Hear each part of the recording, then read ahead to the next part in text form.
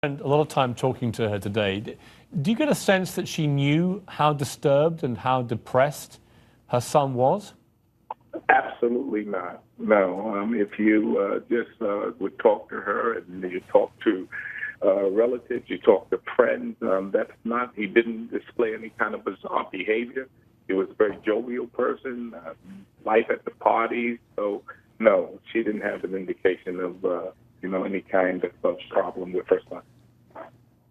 Despite what you've just said, obviously we do know that he was having some psychological problems this year. He'd been receiving treatment for this. He'd reported the fact that he was hearing voices, hearing microwave noises in his head and so on. We know there have been previous gun-related incidents. I mean, was all this completely new to his mother? Yes, it's completely new because she resides in Brooklyn, and he was in several locations. So, I mean, I don't know if that was made known to her.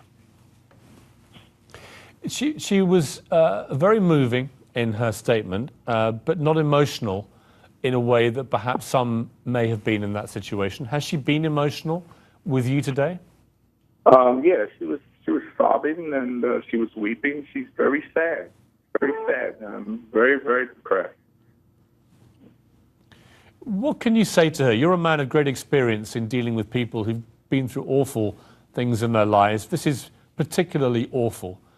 She's lost a son, and her son committed this awful massacre. What kind of advice can you give her from a spiritual sense? Well, you let her know that God loves her. You let her know that she's a victim also.